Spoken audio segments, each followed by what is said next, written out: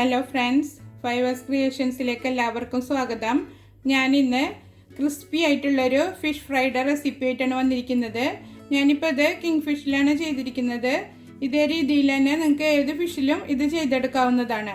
എല്ലാവരും ഇത് ഉണ്ടാക്കി നോക്കണം. ഒരു പ്രാവശ്യമെങ്കിലും ഇങ്ങനെ ഒന്ന് ട്രൈ ചെയ്ത് നോക്കണം കേട്ടോ. എന്നിട്ട് ഫീഡ്ബാക്ക് അറിയിക്കണം. നിങ്ങൾ ആദ്യമായിട്ടാണ് എൻ്റെ ചാനൽ കാണുന്നുണ്ടെങ്കിൽ നിങ്ങൾക്ക് ഇഷ്ടപ്പെടുകയാണെങ്കിൽ ആ സബ്സ്ക്രൈബ് ബട്ടൺ ഒന്ന് ക്ലിക്ക് ചെയ്തേക്കണേ. അപ്പോൾ തൊട്ടടുത്ത് കാണുന്ന ബെൽ ബട്ടണിൽ ഓൾ ഓപ്ഷനും ക്ലിക്ക് ചെയ്ത് വെച്ചാൽ ഞാനിടുന്ന എല്ലാ വീഡിയോസിൻ്റെയും നോട്ടിഫിക്കേഷൻ നിങ്ങൾക്ക് ലഭിക്കും. അപ്പോൾ ഇനി നമുക്ക് പോയിട്ട് ഫിഷ് ഫ്രൈ ചെയ്തിട്ട് വന്നാലോ. ഫിഷ് ഫ്രൈ ചെയ്യാൻ വേണ്ടിയിട്ട് ഞാനൊരു 1/2 കിലോ കിങ് ഫിഷ് കട്ട് ചെയ്ത് ക്ലീൻ ചെയ്ത് എടുത്ത് വെച്ചിട്ടുണ്ട്. ഉപ്പും വിനീഗറൊക്കെ ഇട്ടിട്ട് നന്നായി കഴുകി വൃത്തിയാക്കി എടുത്തതാണ്. ഇനി നമുക്കിതിലേക്ക് വേണ്ട മസാല റെഡിയാക്കാം.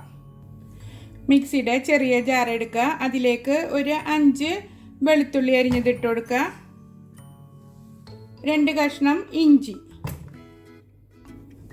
ഒരു 3 ടീസ്പൂണ് മല്ലിപ്പൊടി, ചെറിയ സ്പൂൺ കൊണ്ട് 3 ടീസ്പൂണാണ് ഞാൻ എടുത്തിരിക്കുന്നത്. 1/2 ടീസ്പൂണ് ജീരകപ്പൊടി. ഇത് ഞാൻ വറുത്ത് പൊടിച്ചെടുത്തതാണ്. നല്ല ജീരകം വറുത്തിട്ട് പൊടിച്ചു വെച്ചതാണ്.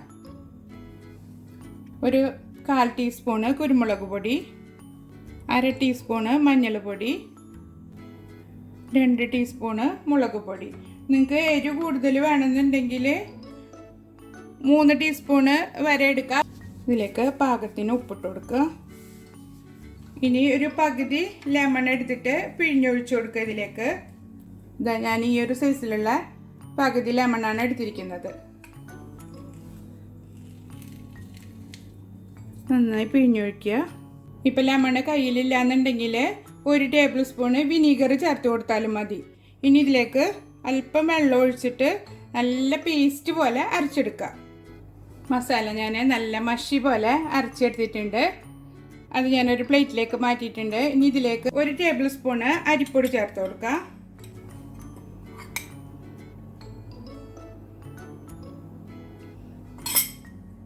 ഒരു മുട്ടയുടെ വെള്ളക്കരു മാത്രം എടുത്തിട്ട് അതും ചേർത്ത് കൊടുക്കുക. നമ്മൾ മുട്ടയുടെ വെള്ള ചേർത്തിട്ട് ഫിഷ് ഫ്രൈ ചെയ്യുമ്പോൾ അതിൻ്റെ മേലുള്ള കോട്ടിങ് ഒന്നും പോവില്ല. മസാല തീരെ എണ്ണയിൽ പരക്കാതെ നല്ല ഫിഷ് ക്രിസ്പി ആയിട്ട് നമുക്ക് ഫ്രൈ ചെയ്തെടുക്കാൻ പറ്റും. ഇതെല്ലാം കൂടെ നന്നായി മിക്സ് ചെയ്യുക. നന്നായി മിക്സ് ചെയ്തെടുത്തിട്ടുണ്ട്. കണ്ടില്ലേ, മാവും മുട്ടയും മസാലയും എല്ലാം കൂടെ നന്നായി മിക്സായി കിട്ടിയിട്ടുണ്ട്. ഇനി ഇത് നമുക്ക് ഫിഷിലേക്ക് മാരിനേറ്റ് ചെയ്ത് കൊടുക്കാം.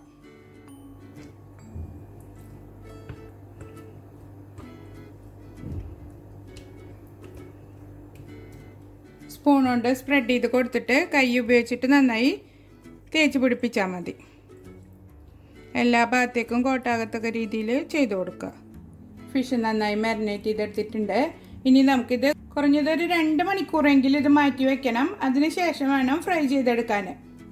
ഫിഷ് മാരിനേറ്റ് ചെയ്ത് വെച്ചിട്ട് ഇപ്പോൾ 2 മണിക്കൂർ കഴിഞ്ഞിട്ടുണ്ട്. ഇനി നമുക്കത് ഫ്രൈ ചെയ്തെടുക്കാൻ വേണ്ടിയിട്ട് ഞാനൊരു പാൻ അടുപ്പത്ത് വെച്ചിട്ടുണ്ട്. നന്നായി ചൂടായി വരുമ്പോൾ ഓയിൽ ഒഴിച്ചു കൊടുക്കാം. നമുക്ക് ഓയിൽ നന്നായി ചൂടായിട്ടുണ്ട്.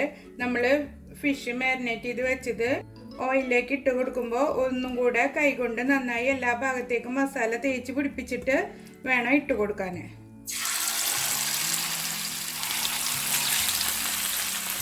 കണ്ടോ, 2 സൈഡിലും നന്നായി മസാല പൊതിഞ്ഞിരിക്കണം. ഇനി നമുക്കിത് മറിച്ചിട്ട് കൊടുക്കാം. ഈ ഒരു മസാല ഉണ്ടാക്കിയിട്ട് ഏത് ഫിഷും നിങ്ങൾക്ക് ഇതേ രീതിയിൽ ഫ്രൈ ചെയ്തെടുക്കാവുന്നതാണ്.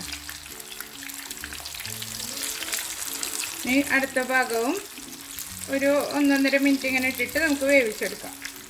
ഫിഷ് 2 സൈഡും ഫ്രൈ ആയിട്ടുണ്ട്. ഇനി നമുക്കിത് ഓയിലിൽ നിന്ന് കോരി മാറ്റാം. ഇപ്പോൾ കണ്ട, ഒരു തരി പോലും അതിൻ്റെ തരിപ്പൊന്നും എണ്ണയിൽ വീണിട്ടില്ല. നല്ല ക്ലീനായിട്ട് തന്നെയാണ് ഓയിലിരിക്കുന്നത്. ഇതുവരെ ഇങ്ങനെ ഫിഷ് ഫ്രൈ ചെയ്ത് നോക്കിയിട്ടില്ലെങ്കിൽ ഒരു പ്രാവശ്യം ഒന്ന് ഉണ്ടാക്കി നോക്കണം കേട്ടോ. ഇനി ബാക്കിയിരിക്കുന്ന ഫിഷും നമുക്ക് ഇതേ രീതിയിൽ തന്നെ ഫ്രൈ ചെയ്തെടുക്കാം.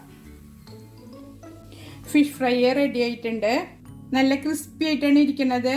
ഉള്ളിൽ നല്ല സോഫ്റ്റും പുറം ഭാഗം നല്ല ക്രിസ്പിയാണ്. എല്ലാവരും ഈ രീതിയിലൊന്ന് ട്രൈ ചെയ്ത് നോക്കണം. ഇതുപോലുള്ള റെസിപ്പികൾ ഇഷ്ടമാവുകയാണെങ്കിൽ എന്നെ സപ്പോർട്ട് ചെയ്യുക, സബ്സ്ക്രൈബ് ചെയ്യുക, ഫ്രണ്ട്സിനും റിലേറ്റീവ്സിനും റെസിപ്പി ഷെയർ ചെയ്ത് കൊടുക്കുക. വീണ്ടും ഒരു വീഡിയോയുമായി കാണും വരേക്കും ബൈ.